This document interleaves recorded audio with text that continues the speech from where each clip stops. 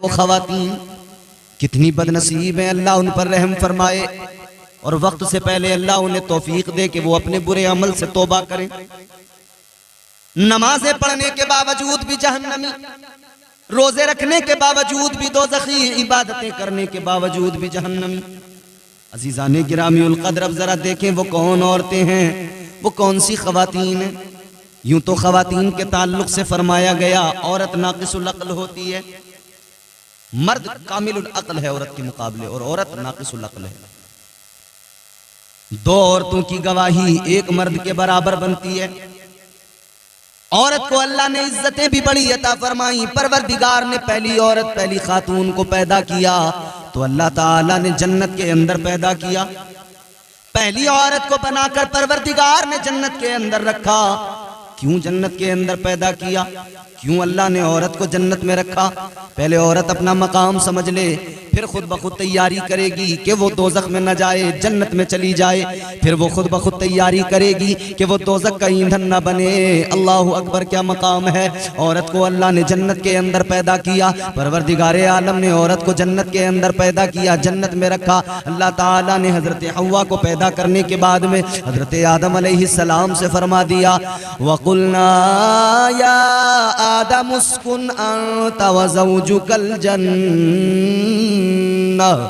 वकुला मिन्हा रगदन हैसु शिअ्तुमा वला तक़रबा हाज़िहिश शजरत फतकूना मिनज़ ज़ालिमीन।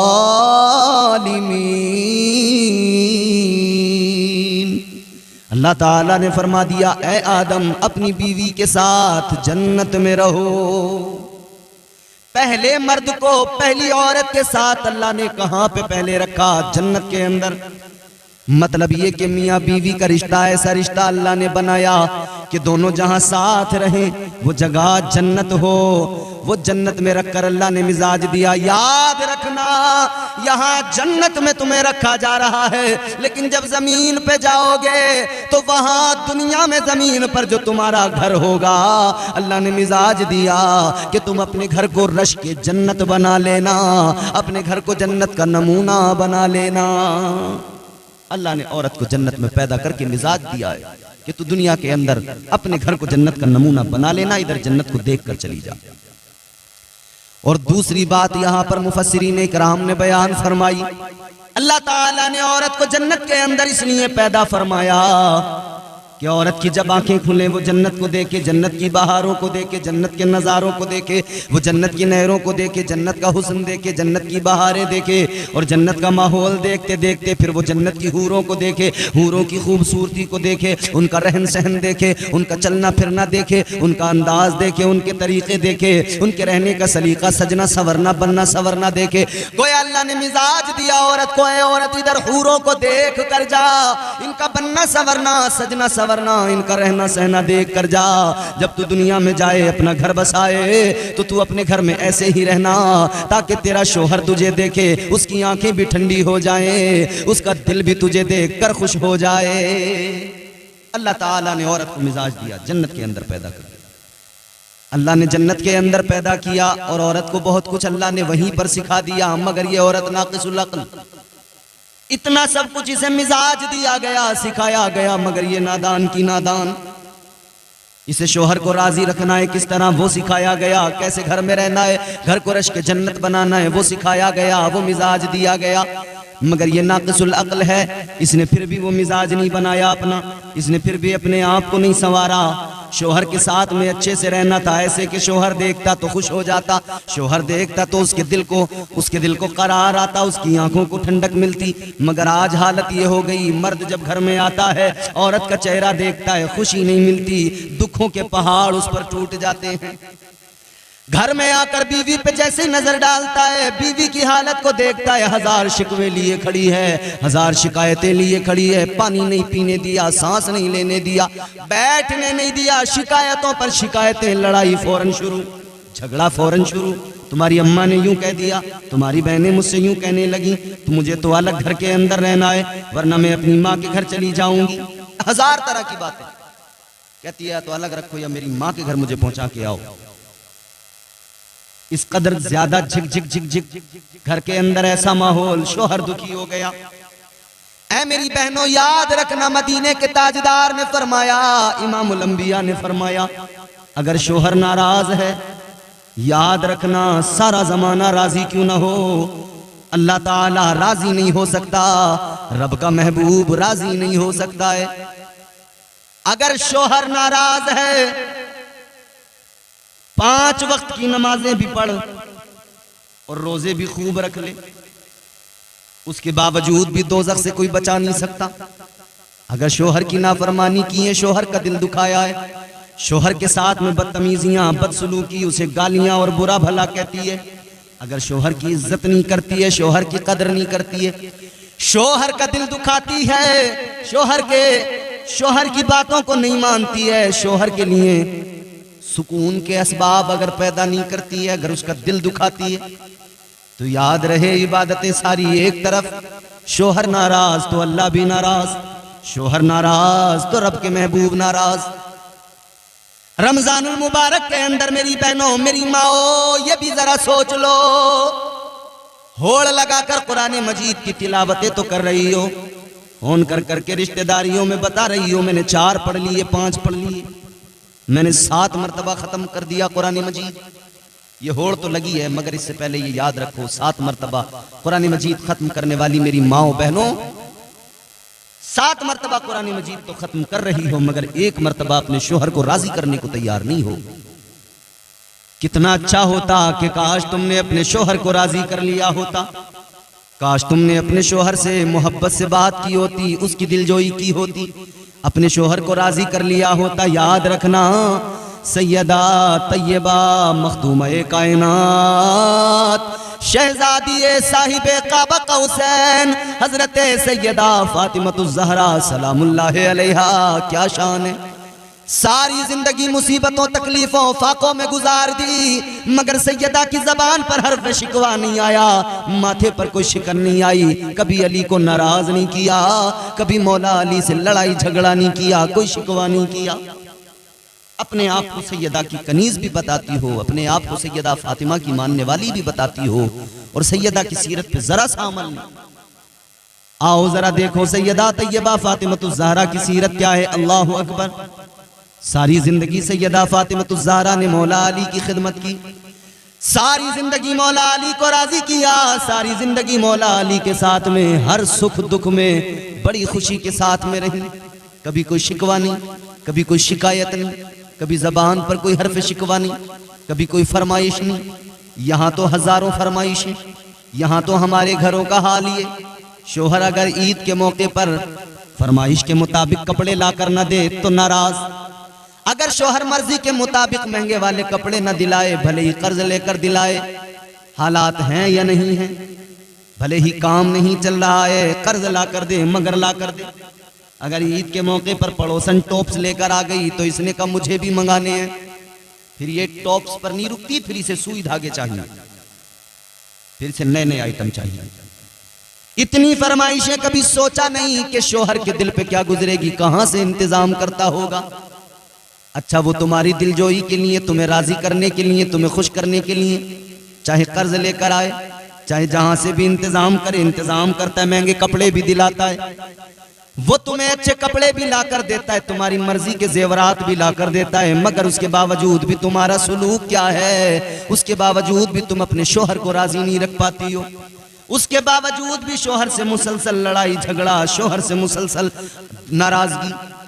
शोहर बुलाए उसके पास नहीं जाने को तैयार, शोहर कुछ कहे उसकी एक बात की बर्दाश्त नहीं, वो रात दिन मेहनत मजदूरी करता है, रात दिन कमाता है, तुम्हारी जिम्मेदारी को उठाता है, तुम घर चलाती हो, लेकिन उस घर की जरूरतों को कैसे पूरा किया जाता है ये एक मर्द जानता है। तुमने किचन में खड़े होकर फरमाइशें तो कर दी कि मुझे फला पकवान तैयार करने हैं, ये मसाले चाहिए, ये सब्जियां चाहिए, इतना तेल, इतना घी, इतना मक्खन, इतना पनीर चाहिए, तुमने तो फरमाइशें कर दी। लाने वाले से पूछो वो इंतजाम किस तरह से कर रहा है, लाने वाले से पूछो उसकी कमर झुक गई है कमाते कमाते, दिन को दिन नहीं समझता, रात को रात नहीं समझता। बताओ मुझे कितनी मेहनत, रात रात भर हमने देखा है, लोग रात रात भर की ड्यूटियां कर रहे हैं, नौकरियां कर रहे हैं, मगर अपने घर की जरूरतों को पूरा कर रहे हैं, अपने घर की जरूरतों से मुंह नहीं मोड़ते। पीछे नहीं हटते, बस कोशिश इतनी मेरी बीवी मुझसे खुश हो जाए, मेरे बच्चे सुकून की जिंदगी गुजारे। एक मर्द हमेशा कोशिश करता है मेरी बीवी खुश रहे, मेरे बच्चे खुश रहे, मगर एक औरत कभी कोशिश नहीं करती कि मेरा शौहर मुझसे खुश रहे। एक औरत कभी ये कोशिश नहीं करती मेरा शौहर मुझसे राजी रहे। जिसका शौहर अच्छा है ना, खुश अखलाक है, उसका मिजाज अच्छा है, तो वो अपने शौहर को बेवकूफ समझ रही है, वो अपने शौहर की कदर करने को तैयार नहीं है, बल्कि बाकियों में, अपनी सहेलियों में, अपने मायके में जाकर कहती है कि वो तो बेचारे ऐसे हैं, बिल्कुल गाय हैं, उनका वहां मजाक उड़ाया जा रहा है, मेरे इशारों पर नाचते हैं, मैं जैसे कह दूं ऐसे करते हैं। मजाल है मेरी बात जरा सी टाल दें, सर घर पे उठा लूंगी, तूफान खड़ा कर दूंगी, ऐसा कर दूंगी, डरते हैं मुझसे। इसमें तेरी तारीफ नहीं हुई है मेरी बहन, इसमें तूने अपने आप को खुद इतना छोटा कर लिया है कि कोई सोचेगा तो क्या सोचेगा कि तेरी ज़हनियत कैसी है। तू अपने शोहर को अपने ताबे करना चाहती है, जबकि तेरे शोहर के ताबे तुझे अल्लाह ने किया है। सोचे निकाह होते वक्त में क्या कहा था काजी ने, तुम्हारे शोहर से कहा था ना कि तुम्हें तुम्हारे निकाह में इसको दिया जा रहा है मैं नान नफ्ते के, महर भी मुकर्रर हुआ था, तो तुम्हारे शोहरों से कहा गया था कि तुम्हारे निकाह में मैं नान नफ्ते के दिया जा रहा है, तुमसे तो नहीं कहा था कि मैं नान नफ्ते के तुम्हारा निकाह इनके साथ किया जा रहा है कि तुम इनके खाने पीने का इंतजाम करना। नहीं, तुम्हारी सारी जिम्मेदारियां इस मर्द पे डाली गई थी कि तुम्हें कपड़ा पहनना होगा तो ये मर्द ला के देगा, तुम्हें जेवर चाहिएंगे तो ये मर्द ला कर देगा, अच्छे खानों की जरूरत होगी ये मर्द इंतजाम करेगा, तुम्हें जो चाहिएगा उसका इंतजाम ये मर्द करेगा। मगर तुम्हारी एक ड्यूटी लगाई गई थी, एक जिम्मेदारी लगाई गई थी, ये सब कुछ करेगा। तुम कहो कि पहाड़ को तोड़ दे, चट्टानों को चीर के रख दे, ये वो करने को तैयार हो जाएगा। बस तुम्हें इतना करना होगा, इसकी दिलजोई करनी होगी, इसे राजी रखना होगा, इसे खुश रखना होगा। अगर तुमने इसे खुश रख लिया, तुम्हारा परवरदिगार तुमसे खुश हो जाएगा। अगर तुमने शोहर को खुश कर लिया, ताजदारे मदीना खुश हो जाएंगे। मगर बड़े अफसोस की बात है मेरी बहनें, आज ही गौर करें और अपने शोहरों के साथ में अच्छा सलूक करें, और जो गलतियां की हैं उन पर उनसे तलाफी करें, और अल्लाह से भी मुआफी मांगे, अपने शोहरों का दिल ना दुखाएं। याद रखना मेरी बहनों, अपने शोहरों को राजी रखो।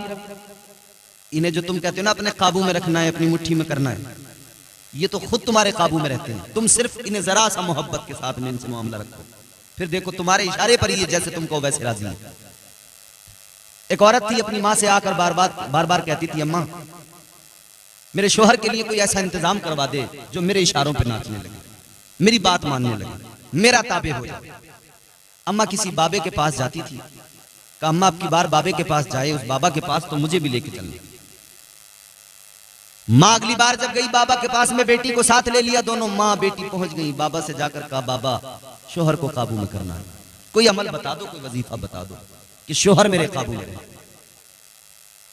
बाबा ने बात बताई, कहा देखो शोहर तो तुम्हारे काबू में तुम्हारा आ जाएगा, जैसा तुम कहोगी वैसा करेगा, मगर ये बड़ा सख्त अमल बता रहा हूं, ये तुमसे हो नहीं पाएगा।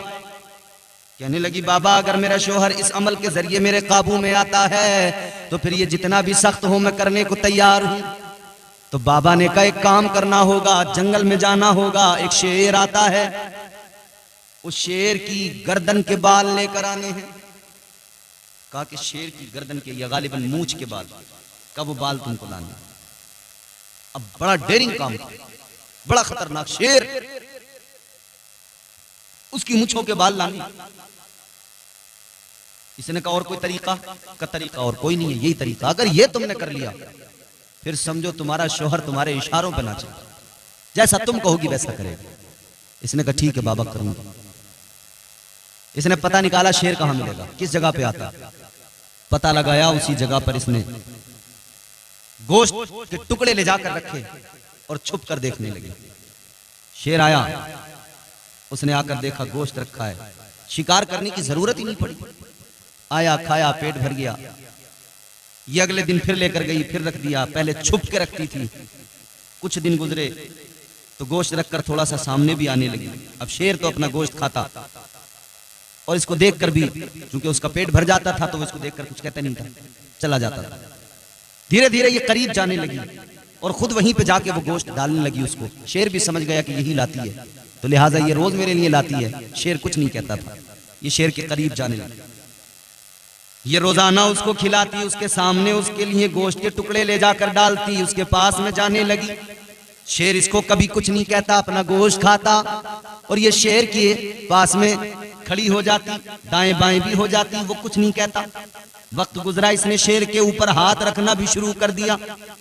एक दिन मौका पाकर इसने बाल भी उखाड़ लिए। शेर ने फिर भी कुछ नहीं कहा। अब इसने कहा हो गया काम, बाल उखाड़ कर ले आई, बाबा के पास आके बोली, बाबा लो मैंने कर दिया काम, मैं ले आई शेर की मूंछ के बाल। बाबा ने कहा ले आई? कहां ले आई? अब मुझे तुम वो तावीज बना कर दे दो कि मेरा शोहर मेरा गुलाम बन जाए, मेरे ताबे हो जाए। बाबा मुस्कुराए, मुस्कुरा कर फरमाने लगे, तेरी समझ में अभी भी नहीं आया, तावीज तो मैंने तुझे उसी दिन दे दिया था, वजीफा तो मैंने तुझे उसी दिन दे दिया था। हैरान होके कहने लगी, कब दिया तावीज? कौन सा तावीज, कौन सा वजीफा दिया? फरमाने लगे, मैंने तुझे उसी दिन वजीफा दिया था जिस दिन मैंने कहा था शेर के बाल लेकर आना है। तूने कुछ नहीं सोचा, इतने खतरनाक काम के लिए तैयार हो गई, अपनी जान की परवाह न की, जान को जोखिम में तूने डाल दिया। मगर सुन ले, शेर एक दरिंदा है, उसके सामने जब कोई जाता है वो उसे चीर फाड़ देता है, खा लिया करता है। कहता है तू शेर के सामने गई, तुझे शेर ने चीर फाड़ कर खाया नहीं। वजह ये कि तूने रोजाना उसको मोहब्बत के साथ में तू उसके साथ पेश आई, तूने उसे रोजाना प्यार से खिलाया, रोज तू जाती रही मोहब्बत से पेश आई, तूने रोज खिलाया, रोज खिलाया, रोज खिलाया, रोज तू मोहब्बत से पेश आई। वो दरिंदा तेरे रोज के इस अमल को देखकर इतना मुतासिर हुआ, वो इंसान तो नहीं शेर है, वो दरिंदा है, चीर फाड़ने वाला जानवर।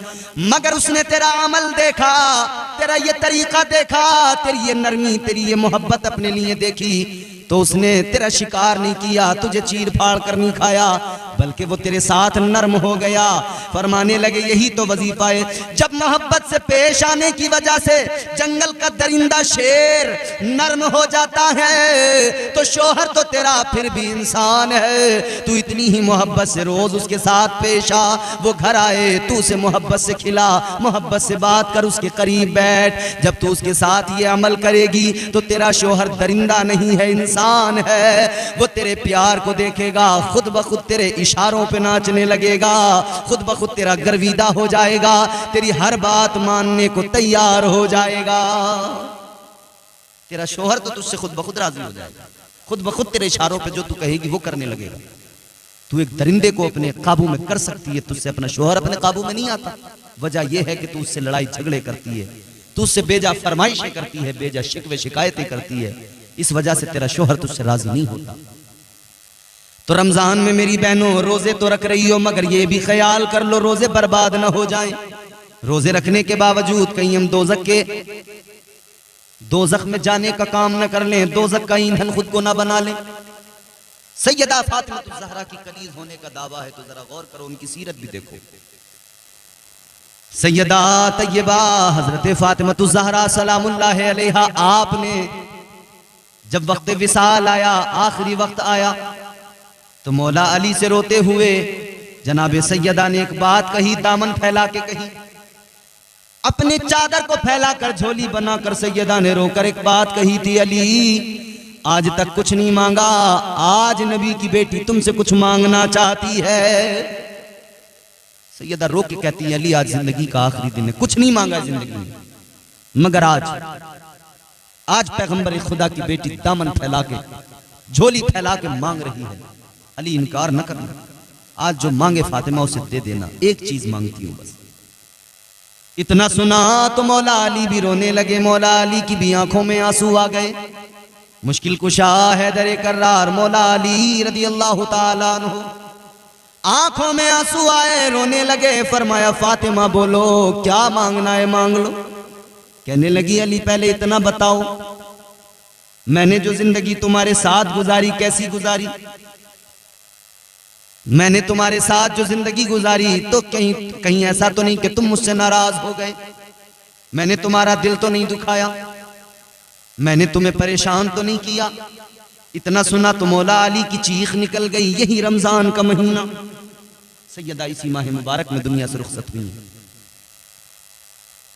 मौला अली की चीख निकली, कहने लगे नबी की शहजादी है फातिमा,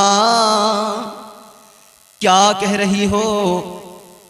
फरमाते फातिमा तुमने सब्र और शुक्र की जिंदगी गुजारी है, कभी कोई शिकवा नहीं किया, गमों को बर्दाश्त किया, दुखों को सहा, सुख दुख में मेरे साथ साबिर शाकिर रही। कभी कुछ नहीं मांगा, कोई फरमाइश नहीं की।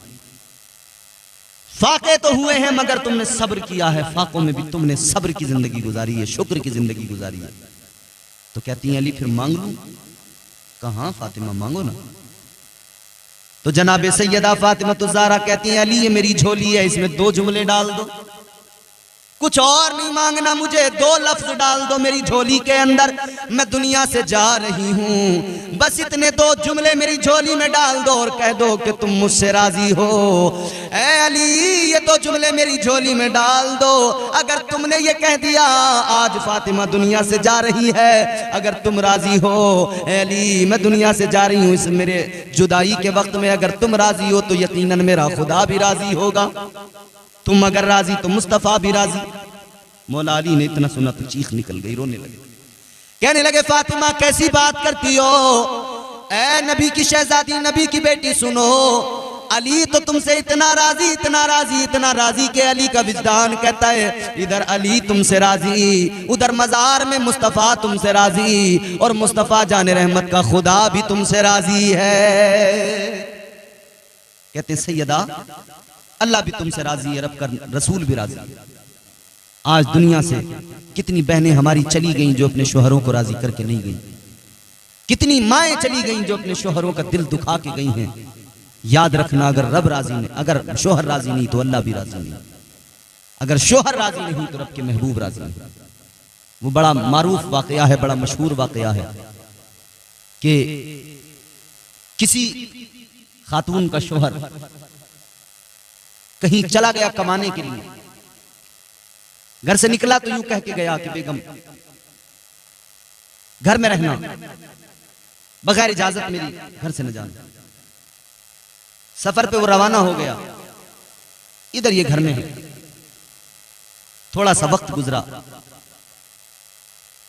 कि कोई जरूरत पेश आई, बाहर जाना था मगर नहीं गई, इसलिए कि शोहर नहीं है, जब तक वो नहीं आ जाए इजाजत न दे दे नहीं जाऊंगा।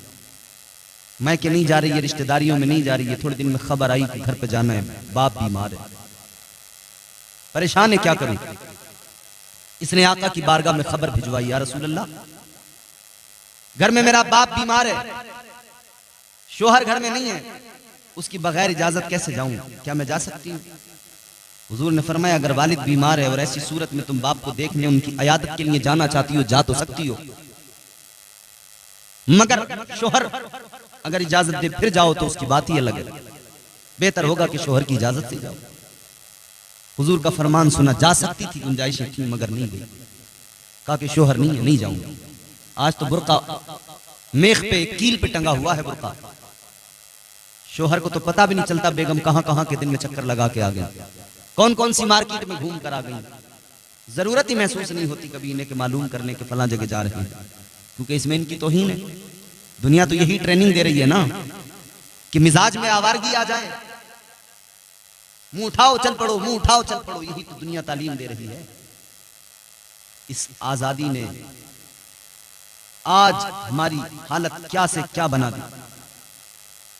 दर हकीकत ये आजादी नहीं बल्कि ये दुश्मनाने इस्लाम की गुलामी है। हमारे घर की बहनें, हमारी बेटियां, हमारे घर की खवातीन आज अपने शोहरों की इजाजत की जरूरत महसूस नहीं करती, पूरा दिन घूम रही हैं, कभी खाला के घर, कभी चच्ची के घर, कभी फुप्पो के घर, उसे पता ही नहीं है। जिससे शोहर मना भी कर रहा है कि उसके घर न जाना, उसके यहाँ और ज्यादा जा रही हैं बैठकर, फिर इन्हें चुगलखोरियां जो करनी है, बैठकर इसकी उसकी गीबतें जो करनी है, इन्हें बैठकर जो वहां पर पंचायत करनी है। और ये घरों में जो खवातीन का झुरमुट लगता है ना, ये पड़ोसने आके बैठती हैं, कभी ये घर से गई दूसरी पड़ोसन के यहाँ, कभी वो 2-4 पड़ोसने आकर बैठ गई। यकीन करना ये सब बैठकर सिर्फ और सिर्फ गीबतें करती हैं, चुगलियां करती हैं। अल्लाह माफ फरमा, इसकी उसकी गीबत, इसकी उसकी चुगली, जहां 2-3-4 औरतें मिलकर बैठी बस गीबत गीबत गीबत, चुगली चुगली चुगली। खामोश तो ये बैठ नहीं सकती हैं, कुछ ना कुछ तो बोलना, तो क्या बोलेंगी फिर, जाहिर है कि ऐसी ही बातें करेंगी। एक बादशाह था, उसने अपने शहर में ऐलान करवाया कि जो हमारी रियासत में सबसे बड़ा झूठा हो, सबसे बड़ा झूठ बोले हम उसे इनाम देंगे। बड़े बड़े झूठे आए, बड़ा बड़ा झूठ बोला उन्होंने, मगर बादशाह को समझ में नहीं आ रहा था किसी का झूठ। एक आके बोला बादशाह साहब एक दिन मैं इतना रोया इतना रोया इतना रोया इतना रोया, मेरे आंसू निकले, बहते गए बहते गए बहते गए, नदी नाले बन गए, फिर तालाब बन गए, फिर दरिया, फिर समंदर में तब्दील हो गए। बादशाह ने कहा झूठ तो बहुत बड़ा बोला तूने, मगर तेरे झूठ में कोई खास नहीं है, कुछ नहीं। और कई झूठे आए, झूठ बोलते गए, मगर एक झूठा आया, उसने बड़ा मुख्तसर सा झूठ बोला, बहुत लंबी चौड़ी कोई दास्तान नहीं सुनाई। उसने बस इतना कहा कि बादशाह साहब मैंने देखा कि 4 औरतें एक जगह पर बैठी थी और बिल्कुल खामोश थी। 4 औरतें एक जगह पर बैठी थी, बिल्कुल खामोश थी। बादशाह ने कहा सबसे बड़ा झूठ यही है, इसे इनाम दे। 4 औरतें एक जगह बैठे और बिल्कुल खामोश बैठ जाएं, सवाल ही पैदा नहीं होता। औरत तो अकेली हो तो अपने आप से बातें करने लग जाती है, 4 औरतें बैठकर भला खामोश कैसे बैठेंगी? कहा यही सबसे बड़ा झूठ है। तो औरत कभी खामोश नहीं रहती, अपने आप से करने लगती है। तो फिर जब भी मिलती हैं बैठती हैं तो हमेशा इसकी उसकी बुराई और गीबत और चुगलियां करती है। खुदा के लिए बदलें अपने आप। हुजूर ने इजाजत तो दी थी, मगर शोहर नहीं है तो नहीं निकली घर से। बाप की तबीयत बिगड़ती गई, खबर मिली कि अब तो बिस्तर मर्ग पे हैं, तबीयत इतनी खराब है कि वक्त आखिर आ गया। इसने फिर हुजूर की बारगाह में खबर भिजवाई कि हुजूर मामला ये है, बिस्तर मर्ग पर है मेरे वालिद बुजुर्गवार, आखिर वक्त है, क्या मैं जा सकती हूँ देखने? हुजूर ने फरमाया जा तो सकती हो, लेकिन शोहर की इजाजत से जाती तो बहुत अच्छा। इतना सुना हुजूर का फरमान तो शोहर की इजाजत की वजह से घर से न निकली। शोहर नहीं, बाप बीमार थे, बीमारी इतनी ज्यादा, बिस्तर मर्ग पे थे। बिलाखिर बाप का दुनिया से जाने का वक्त आ गया, इंतकाल हो गया,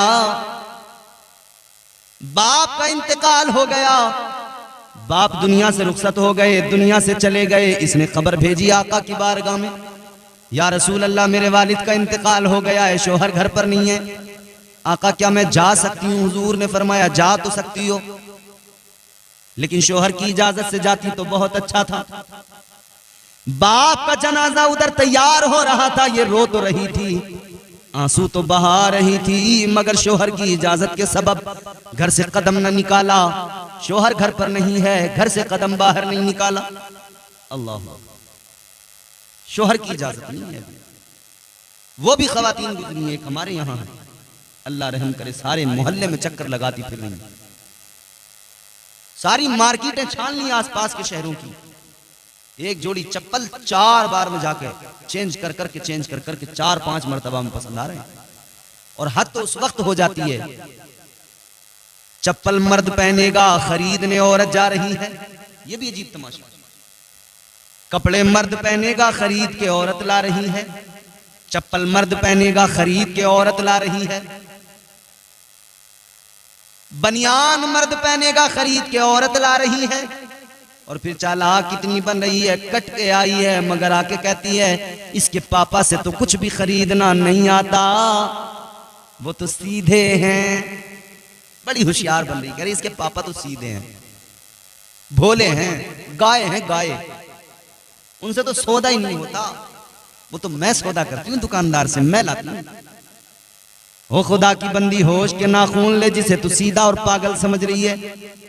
सारा कारोबार वही चलाता है, कामकाज वही चलाता है, घर के हिसाब किताब वही चलाता है, बाहर के हिसाब किताब वही चलाता है, किससे लेना है, किसको देना है, कैसे बिजनेस करना है, सब उसको मालूम है। और तू कह रही है वो तो सीधे हैं, पागल हैं। वो पागल नहीं है, तू पागल है। तू अपनी दुनिया और आखिरत के बारे में सोच, खुदा के लिए अपनी सोच बदलो। तो माह सियाम, माह रमजान मुबारक है, रोजे रख रही हो, कुरान पढ़ रही हो, ये ख्याल रहे कि रोजे बर्बाद ना हो जाएं, कुरान की तिलावतें बर्बाद जाया ना हो जाएं। इसीलिए शोहरों को राजी करो। हुजूर ने फरमाया, मेरे आका का फरमान, एक औरत कल मैदान महशर में 4 मर्दों, सरकारे अजमेर हजरत ख्वाजा मोइनुद्दीन चिश्ती संजरी रहमतुल्लाह ताला अलैह, आप हिंदुस्तान में तशरीफ लाए, पैगाम क्या दिया? वही पैगाम दिया जो पैगाम मुस्तफा जाने रहमत ने फारान की चोटी पे खड़े होकर मक्के वालों के सामने अपना पैगाम सुनाया था, अल्लाह का पैगाम सुनाया था, अपनी नबूवत का ऐलान किया था। फारान की चोटी पे खड़े होकर तौहीद का पैगाम जो आका ने दिया था, जो तौहीद का सबक उधर आका ने पढ़ाया था, उसी सबक को पढ़ाने के लिए हिंदुस्तान में सरकारे गरीब नवाज तशरीफ लाए। बेशक सुभान अल्लाह, सुभान अल्लाह। वो पैगाम क्या था? वो पैगाम था कि अल्लाह तबारक व तआला ने हमें और आपको पैदा किया है, इंसान को पैदा किया है, इंसान के अलावा बाकी तमाम मखलूक़ात को अल्लाह ने पैदा किया है, तो इबादत के लायक कोई और नहीं, सिर्फ और सिर्फ परवरदिगार है।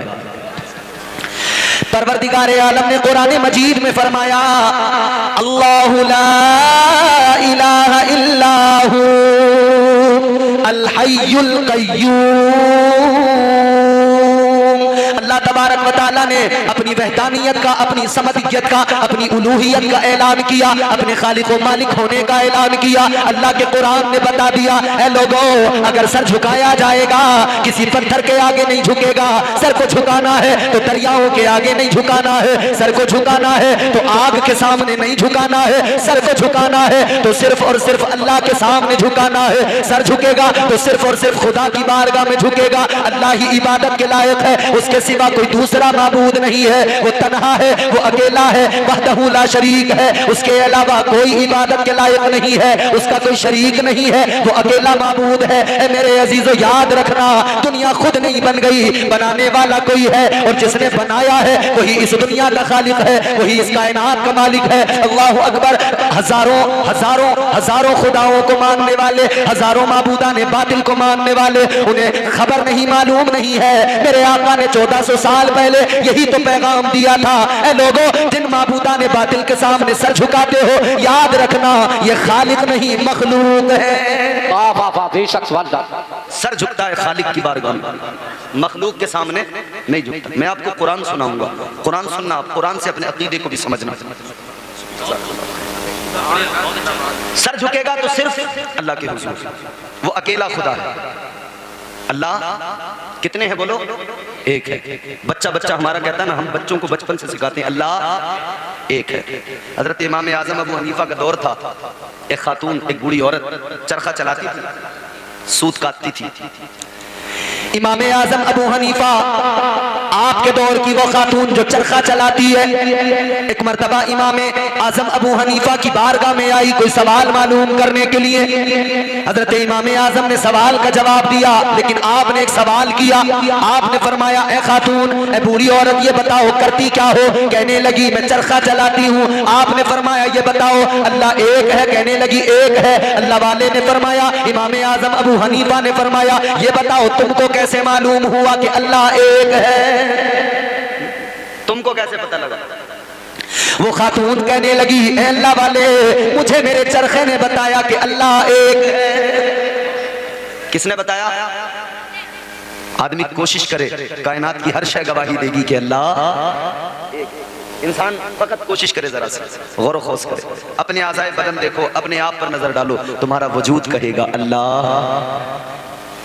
इमाम आज़म अबू हनीफा ने फरमाया, ए खातून, ये बता, तू कहती है अल्लाह एक है, तुझे कैसे पता लगा अल्लाह एक है? कहने लगी, मुझे मेरे चरखे ने बताया अल्लाह एक है।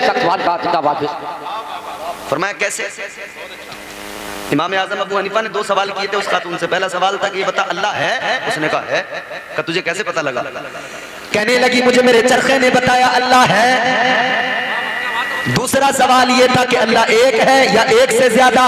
कहने लगी, एक का कैसे पता लगा? कहने लगी, मेरे चरखे ने बताया।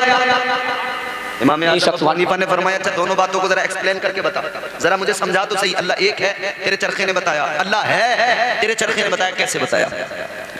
कहने लगी, इमाम आज़म अबू हनीफा सुनो, गौर से सुनो, मेरा चरखा मुझे बताता है कि अल्लाह है। मेरे चरखे ने बताया, कैसे बताया? कहने लगी, ये मेरा चरखा है, अगर इसे मैं चलाऊं तो चलता है, ना चलाऊं ना चलेगा, अगर इसे चलाऊंगी चलेगा, अगर नहीं चलाऊंगी तो यूं ही रखा रहेगा। कहने लगी, ये कायनात भी है, ये कायनात भी एक चरखे की तरह है, इस कायनात का निजाम भी एक चरखे की तरह चलता है। तो जब कायनात है, इसका निजाम चल रहा है, तो फिर जाहिर है खुद नहीं चल रहा, बल्कि इसे चलाने वाला भी मौजूद है।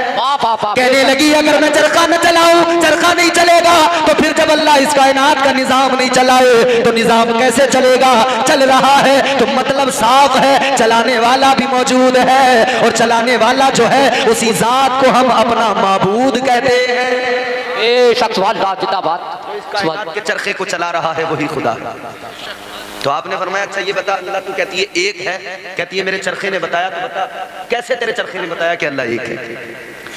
कहने लगी ये बात भी मुझे मेरे चरखे से मालूम हुई, मुझे मेरे चरखे ने बताया कि अल्लाह एक है। कहने लगे कैसे? उस खातून ने बताया ये मेरा चरखा है, जब मैं चलाती हूँ मैं अकेली बैठ के चरखा भी चलाती हूँ, एक हाथ से सूत भी पकड़ती हूँ, बराबर ये हाथ भी चलता है, ये हाथ भी चलता है, चरखा बराबर चलता रहता है, धागा तैयार होकर निकलता रहता है। कहने लगी इसी चरखे को अगर दो लोग बैठ के चलाने लगे, एक चरखे को चलाए दूसरा सूत को पकड़े तो फिर गड़बड़ हो जाएगी, कभी चरखा तेज चल जाएगा, कभी धागा ठीक नहीं बनेगा, इसलिए कि दोनों का काम मैच नहीं हो पाएगा, उस चरखे की स्पीड मैच नहीं होगी। कभी चरखा तेज चल गया तो धागा हल्का बन जाएगा, चरखा स्लो चल गया अगर चरखे की चाल कम हो गई तो फिर धागा बहुत मोटा बनने लगेगा। कहने लगी ये मेरा चरखा है, दो लोग बैठकर चलाए चरखा सलीके से नहीं चलता तो ये कायनात है, एक से ज्यादा खुदा चलाए तो कायनात का निजाम कैसे चल सकता है? कायनात का निजाम अपनी जगह पर बराबर चल रहा है तो पता लगता है कि अल्लाह एक है, इसीलिए ये कायनात का चरखा बराबर चल रहा है।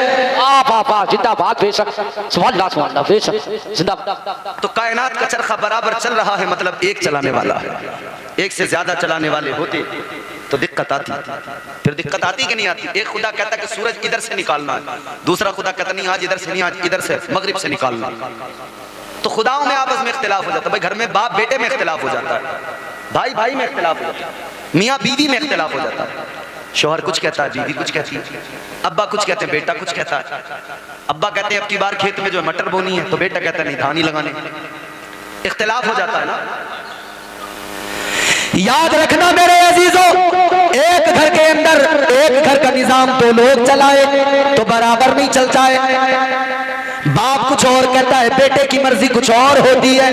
एक घर बनता है, घर की इमारत तैयार होती है, बाप का नक्शा अलग, बेटे का नक्शा अलग, बीवी का नक्शा अलग, शोहर का नक्शा अलग। फिर कहीं खराबी हो जाए ना तो एक दूसरे पर क्लेम करते रहते हैं, एक दूसरे पे उसका जुर्म का जो डाल देते हैं, इन्होंने खराब करवा दिया, यहाँ मेरी मंशा तो ऐसे करनी थी।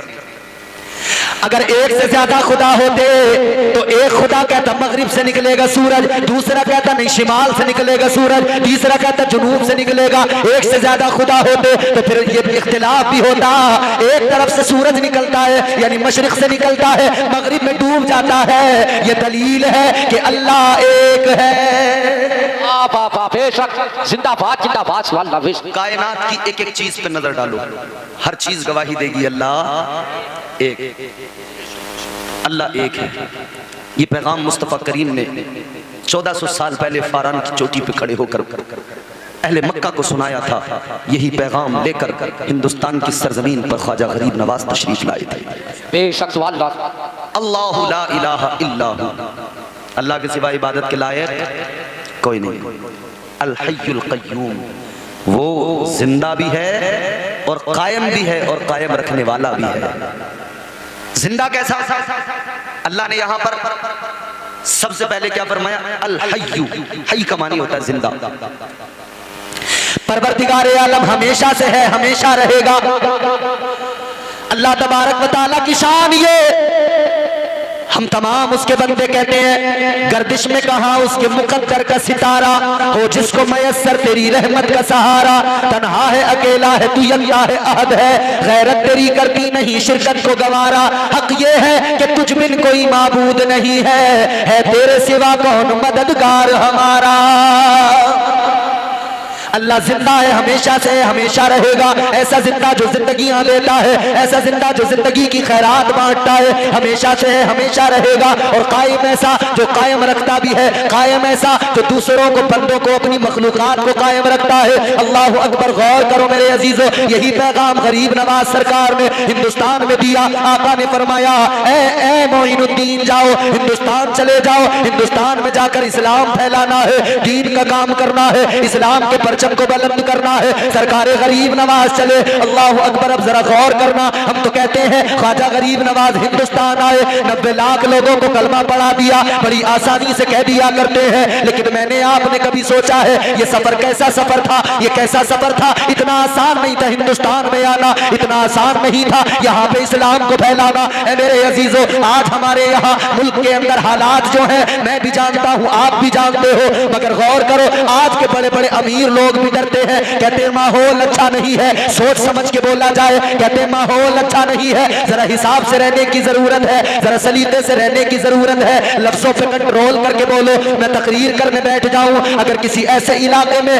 जहां पर अक्सरियत ना हो, अकलियत हो, तो लोग कहते हैं हजरत जरा जबान पे कंट्रोल रख के बोलना। अगर हमारे नईम अख्तर साहब कहीं पर नात पढ़ने लगे तो लोग कहते हैं मौलाना नईम भाई जरा ऐसे पढ़ना, माहौल खराब ना हो जाए, मजमे में कोई इंतशार ना हो जाए, ऐसी कोई बात ना करना। तो लोग डरा करते हैं, कहते हैं माहौल साजगार नहीं था, माहौल साजगार नहीं है। ए मेरे अजीजों, आज इतनी बड़ी तादाद है, इतनी बड़ी तादाद के बाद में अगर मुस्तफा की अजमत की बात आए हम खामोश बैठ के कहते हैं माहौल अच्छा नहीं है। लेकिन सुनो सुनो, जब गरीब नवाज हिंदुस्तान में आए मुझे बता कौन सा अच्छा माहौल था। जब गरीब नवाज आए मुझे बता कौन सी तुम्हारी मेरी तादाद थी, कौन कलमा पढ़ने वाला था। गरीब नवाज आ रहे थे तो अकेले आ रहे थे, अल्लाहु अकबर कबीरा क्या करने आ रहे थे। यहाँ पर जहाँ पे हर तरफ घंटे बज रहे थे, यहाँ पर इसी मुल्क की फजाओं में अल्लाह अल्लाह के तराने बुलंद करने आ रहे थे, इसी फजाओं के अंदर अल्लाह के नाम की सदाओं को बुलंद करने आ रहे थे। सरकारे गरीब नवाज आए, हमने बड़ा आसान समझ लिया आना। अल्लाहु अकबर, जरा सबर पढ़ के देखो, सरकारे गरीब नवाज का हुक्म मदीने वाले ने दिया था, सरकारे गरीब नवाज चल पड़े,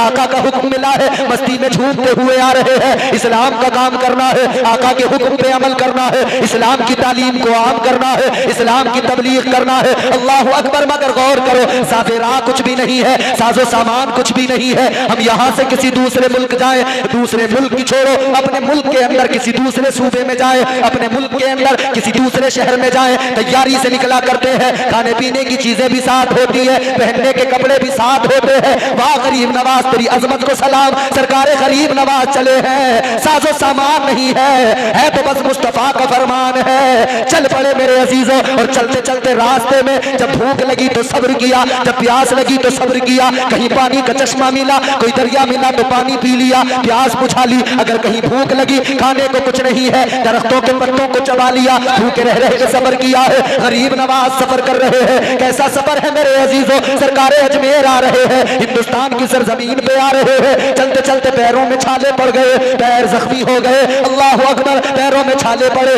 मगर फिर भी आशिक रुकता नहीं है, फिर भी दीवाना रुकता नहीं है, इसलिए कि दीवाना दीवानगी में चलता है। और दीवानगी क्या होती है, दीवानगी को मालूम करना है तो दीवानों की कैफियत भी जरा समझो, दीवानगी को समझना है तो दीवानों की जिंदगी जरा देखो। आज अजमेर जाने वाले बहुत हैं, आज दरगाह पे हाजिर होने वाले बहुत हैं। दरगाह पे जाने वालों, दरगाह पे जाना बड़ी अच्छी बात है, अजमेर में फातिहा पढ़ना बड़ी अच्छी बात है, बारगाह गरीब नवाज में जाना बड़ी अच्छी बात है। मगर इतना याद रखना, बारगाह गरीब नवाज में जाओ तो सिर्फ इतना न करना कि वहां से जरा सी शीरनी लेके आ गए, दरबार गरीब नवाज में जाना तो इतना न करना कि खिलौने लेके आ गए, दरबार गरीब नवाज में जाना तो सिर्फ इतना न करना एक अंगूठी खरीद के ले आए, दरबार गरीब नवाज में जाना तो इतना न करना जरा सा सामान लेके आ गए। अरे दरबार गरीब नवाज में जाने वालों, वहां जाते हो तो वहां से ख्वाजा की सीरत लेके आओ।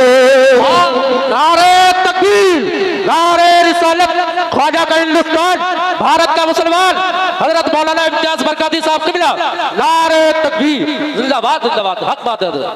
अजमेर तो गए मगर सिर्फ जरा शीरनी लेके आए, शीरनी लाए, पड़ोस में लोगों को बांटी, कहा हम अजमेर गए थे।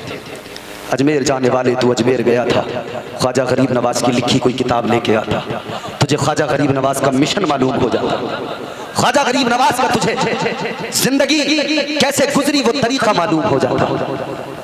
तो क्या हुआ, दरबार में तो गए मगर जैसे खाली गए वैसे खाली कोरे वापस लौट के आए। यही तो वजह है, बारगाह गरीब नवाज में आना जाना था, मगर फिर भी ऐसा हुआ कि न जाने कितने लोग बहक गए, गुमराह हो गए, रास्ते से भटक गए। किस लिए? इसलिए कि वो सिर्फ दरबार तक जाते थे, वो सिर्फ ख्वाजा की बारगाह में हाजिरी लगाते थे, कभी ख्वाजा गरीब नवाज की जिंदगी को नहीं समझा उन्होंने, कभी ख्वाजा गरीब नवाज की सीरत को उन्होंने पढ़ के नहीं देखा था। वलियों से प्यार करने वालों, वलियों की कब्रों पे हाजिरी देना बाइस बरकत है, मगर उनकी जिंदगियों से सबक हासिल करना ये असल इस्लाम है, ये असल दीन है। सरकारे गरीब नवाज हिंदुस्तान में आए, बाद में है चर्चा, पहले हो गया।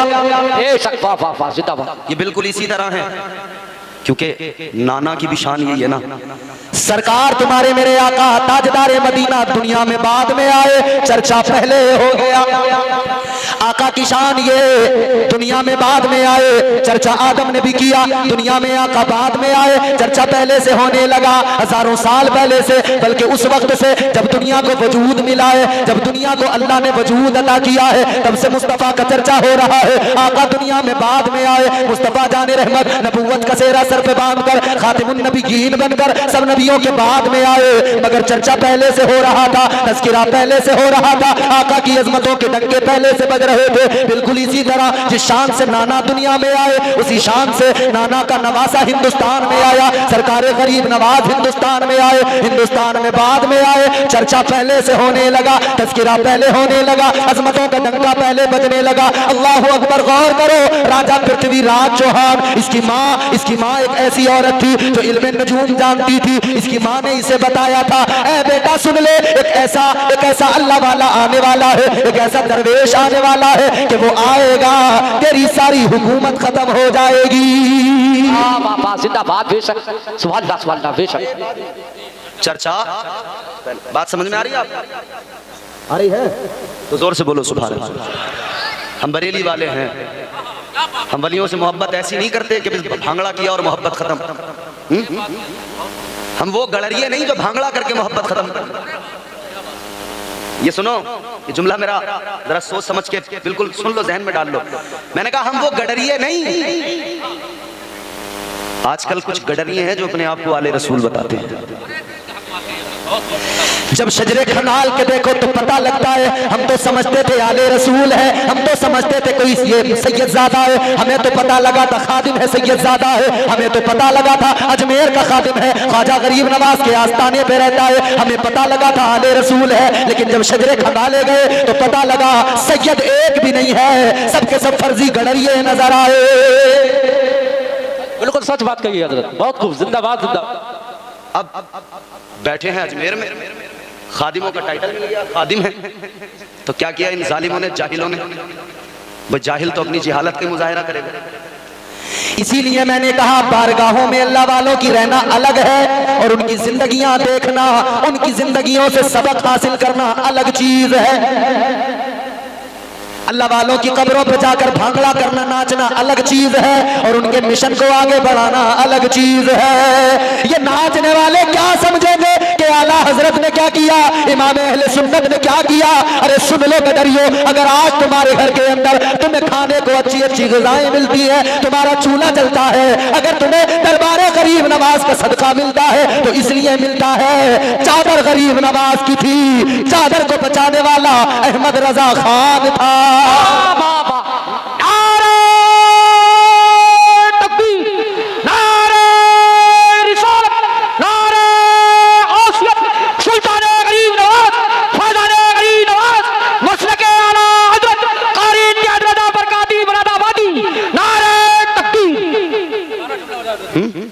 ये जाहिल दाढ़ी मुंडाने वाले कहते हैं हम आले रसूल हैं, ख्वाजा गरीब नवाज के खादिम हैं। याद रखना मेरे अजीजों, पहचान लो इनको। सरकारे गरीब नवाज पर उंगली कोई बातिल उठाए, जवाब कहां से आता है? बरेली से जवाब आता है। अगर तुम्हारे अंदर दम है तो जवाब दिया करो, कहां से दोगे? तुम तो सारे के सारे जाहिल हो। जब बात आती है गरीब नवाज की अजमत की, जब बात आती है कोई वहाबी खड़ा हो जाए, कोई नजदी खड़ा हो जाए, अहले हदीस खड़ा हो जाए, कोई ख्वाजा गरीब नवाज का गुस्ताख खड़ा हो जाए, तुम बस नाचते रह जाते हो। ख्वाजा गरीब नवाज की इज्जत का मुहाफिज बनकर बरेली का ताजदार आगे आता है। जिंदाबाद, जिंदाबाद, वाह वाह वाह, बेशक, सुभान अल्लाह, जिंदाबाद, बेशक। भौंक रहे आला हजरत पे भौंक रहे। अरे तुम क्या समझोगे आला हजरत को? कौन तुम समझोगे? तुम्हारी औकात? ये मुंह और मसूर की दाल, आला हजरत को समझने चला। मैं तुझे बताऊं कौन है आला हजरत। ए गरीब नवाज वालों याद रखना, हम वो सुन्नी मुसलमान हैं, ना आस्ताना गरीब नवाज को छोड़ेंगे, ना हम सरकारे आला हजरत के दामन को छोड़ेंगे। इसलिए कि हमारे सीनों के अंदर गरीब नवाज की मोहब्बत को मजबूती दी तो बरेली के ताजदार ने मजबूती दी है। लोग तो आए थे हमें बहकाने, लोग तो कह रहे थे कि वो कब्र के अंदर मुर्दा है, वो कुछ नहीं कर सकते, मुर्दा है। लोग तो बहकाने चले थे कि ये मुर्दा है, मर के मिट्टी में मिल गए। मगर सुनो सुनो, मेरे इमाम ने जवाब दिया, मेरे इमाम ने बताया कि जो कब्रों में चले जाए उन्हें मुर्दा ना कहो, इसलिए कि कुरान कहता है जिंदा वो नहीं होता है जो जमीन के अंदर होता, जिंदा वो नहीं होता है जो जमीन के ऊपर होता है, बल्कि जिंदगी इसको कहते हैं। जिंदगी और मौत का फर्क क्या है? अल्लाह का कुरान पढ़ो। एक तरफ अल्लाह ने चलने फिरने वालों को कहा इन्नका ला तुस्मिउल मौता, चलने फिरने वालों को कुरान ने मुर्दा कहा, खाने पीने वालों को कुरान ने मुर्दा कहा। क्यों मुर्दा कहा? इसलिए कि वो आका के गुस्ताख थे, आका के गुस्ताख थे, इसीलिए अल्लाह के कुरान ने उन्हें मुर्दा कहा। और एक दूसरी कैफियत है, कुरान कहता है जो अल्लाह की राह में कत्ल हो जाए, गर्दन कट जाए, उन्हें मुर्दा ना कहो, वो जिंदा है। बेशक सुभान अल्लाह, जिंदाबाद। कौन बताएगा जिंदगी और मौत का फर्क? बताएगा तो बरेली का अहमद रजा बताएगा। 1000 से ज्यादा किताबें लिखने वाला, जो अपने वक्त का इतना बड़ा टीचर है, इतना बड़ा टीचर है, खुदा की कसम कोई एक सब्जेक्ट पे यहाँ महारत रखता हो ना तो लोग उसकी बड़ी आगे पीछे लगे रहते हैं कि साहब ये फला सब्जेक्ट पे टीचर हैं, ये फला सब्जेक्ट पे महारत रखते हैं। इमाम अहमद रजा खान एक सब्जेक्ट के टीचर नहीं थे, मेरे आला हजरत 54 सब्जेक्ट पर महारत रखते थे, 54 उलूम। अल्हम्दुलिल्लाह आला हजरत सरकार ने उन 54 उलूम का मुजाहिरा किया है, उन 54 उलूम पे मेरे इमाम को महारत थी। मगर ये जाहिल जहां भी तुम्हें मिलेंगे, इन्हें चिड़ क्या है, एलर्जी क्या है, इन्हें दिक्कत क्या है?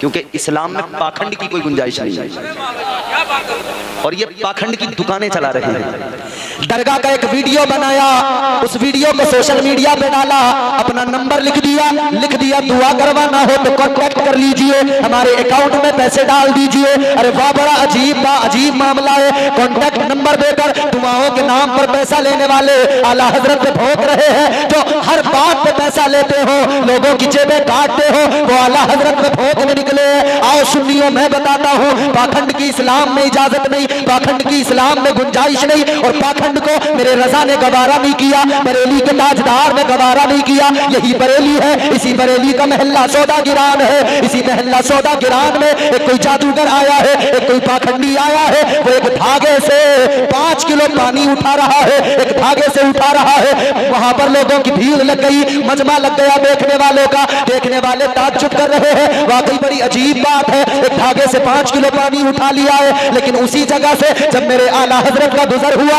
जब बरेली के ताजदार का गुजर हुआ, तो ताजदार बरेली ने फरमाया कि जरा इधर आ, ये 5 किलो पानी है, इसको तू एक धागे से उठा रहा है, मगर सुन ले, ये मेरी जूती है, इसका वजन 1-2 किलो भी नहीं है, इसका वजन आधा किलो भी नहीं है, 50 ग्राम मुश्किल से होगा, 100 ग्राम मुश्किल से होगा। तूने धागे से 5 किलो वजन उठा दिया। अगर तू वाकई कम रखता है तो ले अहमद रजा की जूती को उठा के दिखा दे।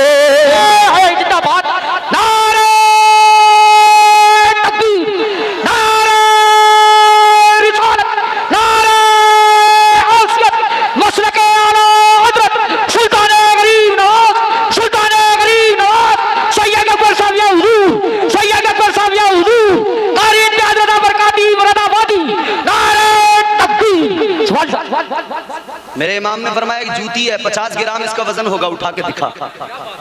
बरेली की तारीख गवाह है, जादूगर ने पूरा जादू आजमाया, जादूगर ने पूरा जोर लगाया। जूती उठाना तो बड़ी बात नहीं है, उस जूती को हिला भी नहीं पाया। जब जिस दौर में पाखंड ने जन्म लिया, उस पाखंड का सर कुचलने के लिए अल्लाह ने किसी न किसी को भेज दिया। इस सदी के अंदर जितने पाखंडी आए, उनका सर कुचलने के लिए अल्लाह ने अहमद रजा को पैदा कर दिया। चिड़ ये है, ख्वाजा गरीब नवाज का मिशन किसने आगे बढ़ाया? सरकारे आला हजरत ने आगे बढ़ाया। उधर भी जादूगर सरकारे गरीब नवाज की बारगाह में आए थे, जादू के दम पर सरकारे गरीब नवाज को नीचा दिखाना चाहते थे, वो वहां फेल हुए। इधर बरेली में भी जादूगर आया, अहमद रजा, मेरे तुम्हारे इमाम ने आला हजरत ने फरमाया ले मेरी जूती हिला के दिखा। जूती न हिल सकी तो कदमों पे गिर गया, कहने लगा ए बरेली के रजा, ए आला हजरत मुझे पता लग गया आला हजरत के पैर की जूती का जब ये आलम है तो आला हजरत का आलम क्या होगा। और जब आला हजरत की ये शान है, आला हजरत का ये मकाम है, तो आला हजरत के नबी इमामुल अंबिया का क्या मकाम होगा। आप बेशक सुभान अल्लाह जिंदाबाद। जब उनके गदा भर देते हैं शाहाने जमाना की झोली, जब अहमद रजा का याद इमाम अहले सुन्नत ने पाखंड का सर कुचल के रख दिया, इमाम अहले सुन्नत ने पाखंड का सर कुचल के रख दिया। और सिर्फ ये एक वाकया नहीं, इमाम अहले सुन्नत ने अपने कलम से जब नोके कलम बातिल अकीदों पे वो कलम की तलवार मारी है ना, तो फासिद खून निकला है, गंदगी निकली है। अकीदे हमारे तुम्हारे शफाफ हो गए, साफ हो गए। अब इन्हें यही तो आला हजरत से चिढ़ है, ये चाहते हैं अपनी मर्जी के मुताबिक नाच कर गा कर जिंदगी गुजारें, शराबे पी के, चरस पी के, गांजा पी के जिंदगी गुजारें। अहमद रजा का कलम जो चला था ना, अहमद रजा के कलम से निकलने वाला एक एक हर्फ इनके पैरों में बेड़ी की तरह आके पड़ जाता है। ये आगे बढ़ना चाहते हैं, शरीयत की हुदूद को पामाल करना चाहते हैं, और आला हजरत की तहरीरें आगे आकर इन्हें रोकती है और दुनिया को इनको चेहरा दिखा दिया करती है। इसीलिए आला हजरत से दुश्मनी है, इसीलिए आला हजरत का जिनके सीनों में है। वरना याद रखना, आला हजरत सिर्फ हिंदुस्तान के मुसलमानों के लिए नहीं, हिंदुस्तान के मुसलमानों के इमाम नहीं, आला हजरत तो पूरी दुनिया सुन्नियत के इमाम है, आला हजरत पूरी दुनिया सुन्नियत के मुजद्दिद है। बेशक तो गरीब नवाज का फैज उसे मिलता है जो गरीब नवाज की तालीम को और आपके मिशन को आगे बढ़ाता है। मगर यहाँ पे बैठे जाहिल कह रहे सलाम मत पढ़ो। भाई दिक्कत क्या है कि नहीं, वो एक सरवर चिश्ती है ना, वो कह रहा है प्रोटोकॉल होते हैं हर जगह। बोले हमारे यहाँ आप या नबी सलाम अलैका, हमें कोई दिक्कत नहीं, हम तो सारे सलाम पढ़ते हैं, या नबी सलाम अलैका ये भी पढ़ते हैं, हम तो मुस्तफ़ा जाने रहमत पे लाखों सलाम ये भी पढ़ते हैं। मगर हाँ फर्क तो है ना, मेरे इमाम का कलम जब भी उठा है ना, तो मेरे इमाम ने शायरी भी की है ना, तो उस नौयत की है, उस मेयार की शायरी की है कि जहाँ शायरों की फिक्री परवाजें थक जाती हैं, वहाँ मेरे इमाम की फिक्र का आगाज होता है। बेशक किसी ने आका की बारगाह में सलाम पढ़ा, एक सलाम कहा, किसी ने कह दिया या नबी सलाम अलैका, या रसूल सलाम अलैका। लेकिन जब इमाम ने, ताजदार बरेली ने, इमाम अहले सुन्नत ने, तुम्हारे मेरे इमाम ने कलम उठाया, आला हजरत की बारगाह में सलाम लिखा, तो फिर आपने एक बार सलाम नहीं लिखा, एक बार सलाम कहते तब भी बात हो जाती। लेकिन आला हजरत का इश्क तो आगे की मंजिलों पे है, आला हजरत का इश्क अपनी मंजिलों पे, उन मंजिलों पे है जिन मंजिलों पे इश्क को मेराज होती है। अल्लाह अकबर, गौर करो, आला हजरत ने एक बार सलाम नहीं, बल्कि आला हजरत ने फरमाया मुस्तफा जाने रहमत पे लाखों सलाम। बेशक एक बार में लाखों सलाम, ये इश्क है।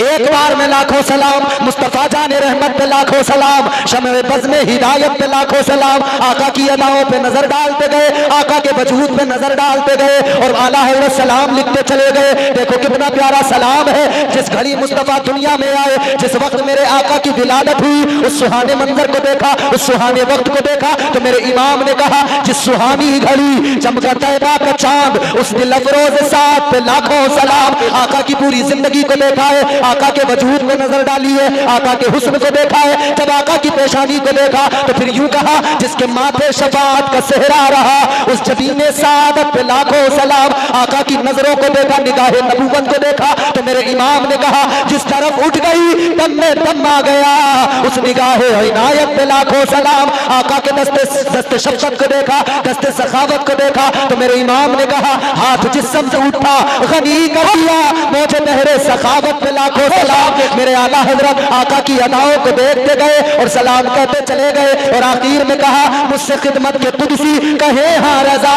मुस्तफा जाने रहमत पे लाखों सलाम। जिंदाबाद। बेशक हजरत सरकार ने हुजूर से मोहब्बत कैसी की है, कैसा प्यार किया है ना, यही तो वजह है। आला हजरत का सलाम कल भी दुनिया में पढ़ा जा रहा था, आज भी पढ़ा जा रहा है। और हम तो हुजूर की मोहब्बत और हुजूर से आला हजरत सरकार की मोहब्बत देख के बस यही कहते हैं, तेरे नाम के सहारे या रसूल अल्लाह, तेरे नाम के सहारे मेरा नाम चल रहा है, तेरे नाम के सहारे मेरा नाम चल रहा है, तेरा नाम ले रहा हूँ, तेरा नाम ले रहा हूँ, मेरा काम चल रहा है। और जिसलिए मैंने ये मतलब पढ़ा वो शेर सुनो, ये नहीं अगर करामत बेशक सवाल तो बताओ और क्या है। ये नहीं अगर करामत तो बताओ और क्या है। जहां जाओ आला हज़रत, जहां जाओ आला हज़रत का सलाम चल रहा।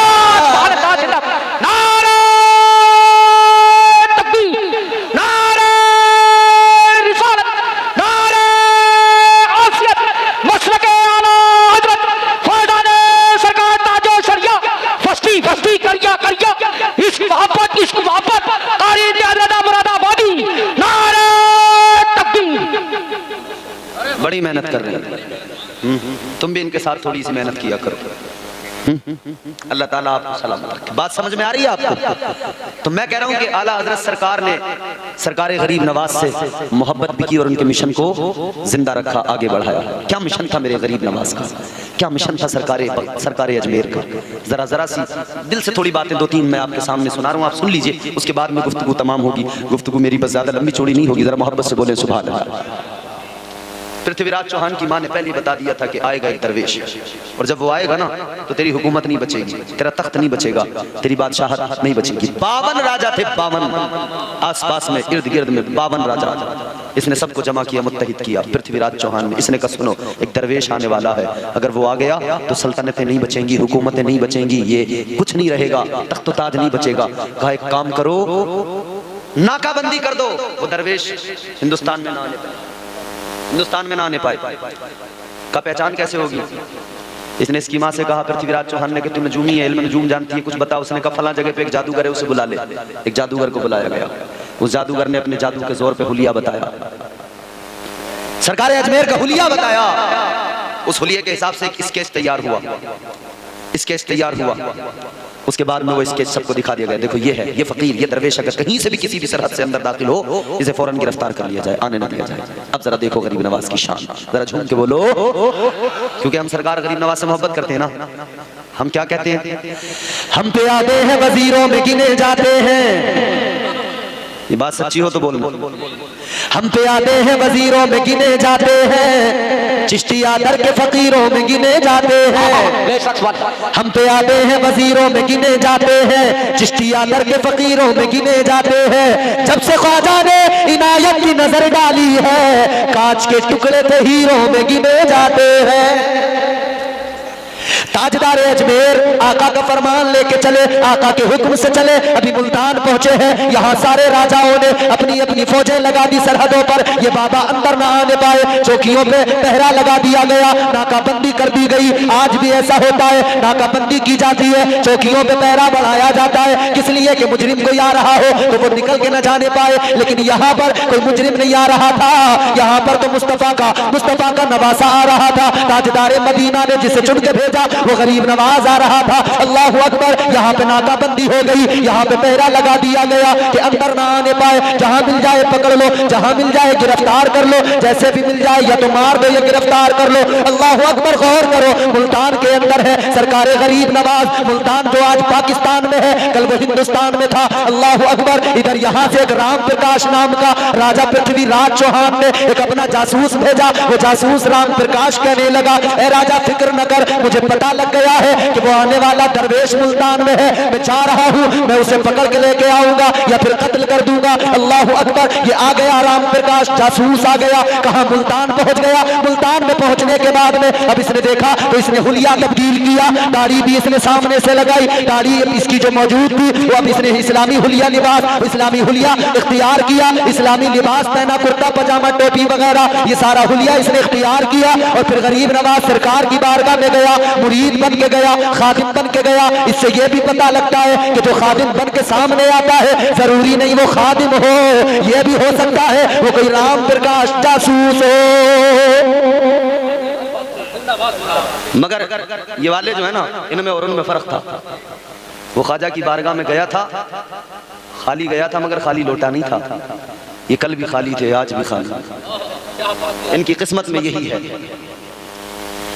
राम प्रकाश गरीब नवाज सरकार की बारगाह में खादिम बन के गया, मुरीद बन के गया, हुलिया तब्दील करके गया। 12 दिन तक रहा, 12 दिन तक इंतजार करता रहा, मौका लगे कत्ल कर दूं, मौका लगे मैं इनको कत्ल कर दूं, लेकिन मौका नहीं लगा। आखिर 12वां दिन इसे ऐसा मिला, एक रात ऐसी मिली, सरकार गरीब नवाज आराम कर रहे हैं। ये आगे बढ़ा, अंदर गया, इसकी आस्तीन में खंजर था, इसने खंजर निकाला, आगे बढ़ा। अभी आगे बढ़ ही रहा था कि गरीब नवाज सरकार जो आराम फरमा रहे थे, ये समझ रहा था सो रहे हैं, आज काम कर दूंगा। गरीब नवाज सरकार ने आराम करते करते फरमाया, राम प्रकाश आओ, कैसे आना हुआ? ए शख्स सुभान अल्लाह जिंदाबाद। कैसे आना हुआ?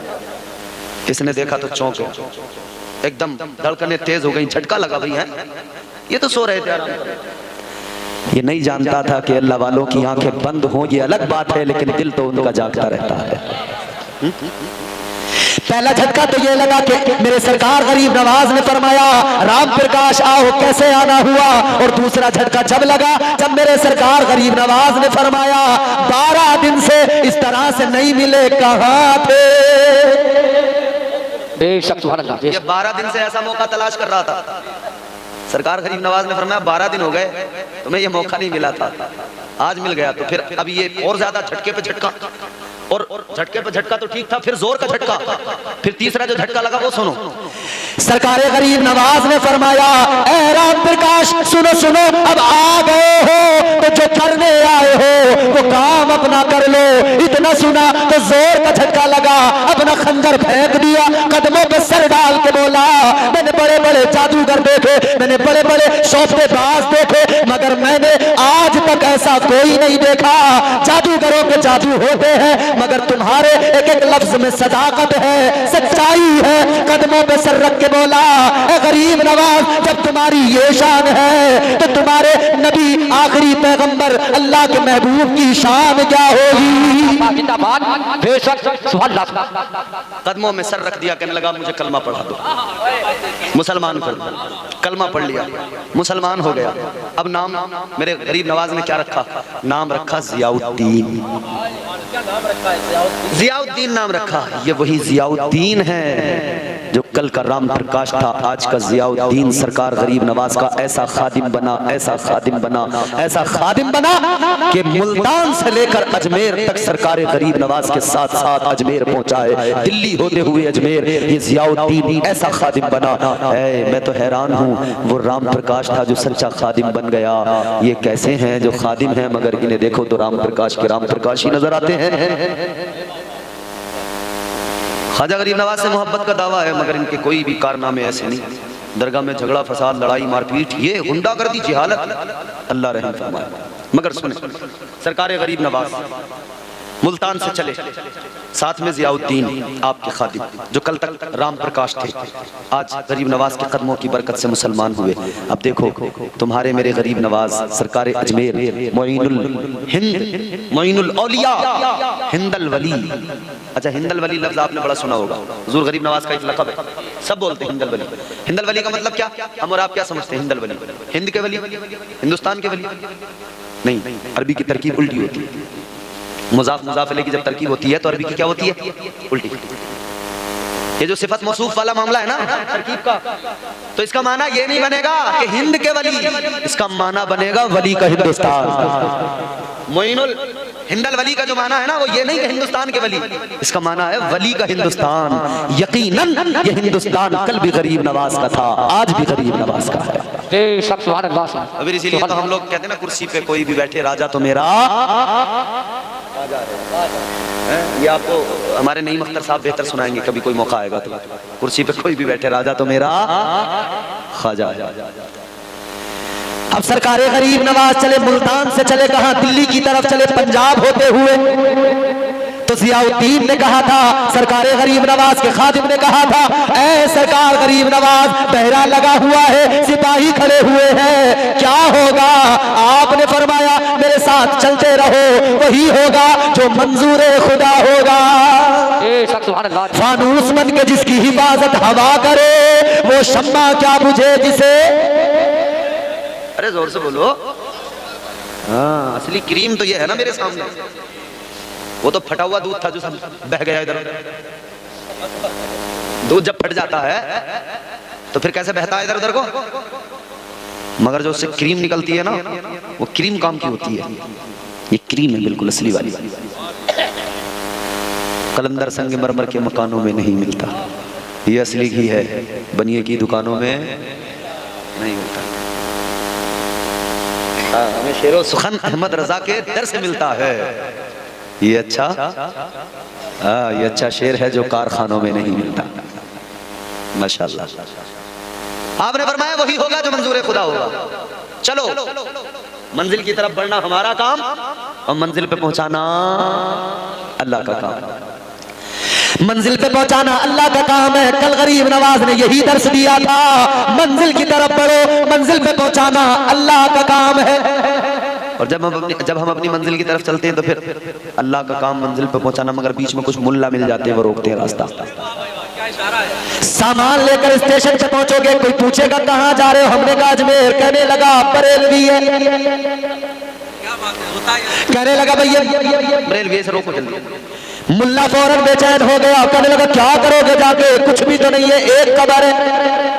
एक निकला था जो यही कहता था खड़ी मूर्ति, पड़ी मूर्ति, खड़ी पड़ी करते करते ऐसा अंदर गया, ऐसा अंदर गया, गरीब नवाज की ऐसी लानत उस पे हुई। समझ गए ना?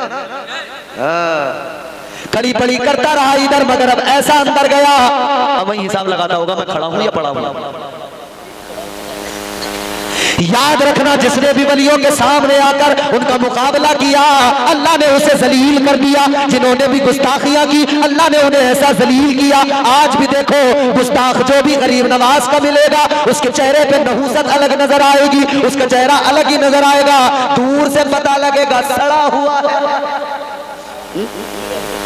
अच्छा, दोनों पे है, इधर बाहर वाला सड़ा हुआ है और जो अंदर पड़ा है वो भी सड़ा हुआ, वो बस इसी में पड़ा हुआ। धूना लगा के उसने लगाया, उसने चिलम में सुल्फा और खींच रहा बैठा हुआ। और कैसे खींच रहा, ऐसे खींच रहा है। उसके आसपास में दो चार जाहिल भी, मैं कलियर शरीफ में मेरा बड़ा आना जाना भी रहा है, मैंने वहाँ बड़े धूने देखे, गांव गांव में धूना लगा पड़ा, छोटे छोटे बच्चे धूने पे जाकर बैठ रहे हैं बाबा के पास। बाबा क्या कर रहा है, एकदम खुद लगाता है, कश खुद मारता है, एक बच्चे को लगवाता है। इसकी हालत कैसी हो गई, बाबा की नंगा बैठा है बिल्कुल, जैसे ही खींचता है ना पेट अंदर कमर से मिल गया, एक एक पसली गिन लो। और बाज दफा तो ऐसा हो जाता है कि ये इधर कश लगाता है, इधर इसका पेशाब निकल जाता है। जैसे चिलम में दम मारा, इसने चिलम में कश लगाया।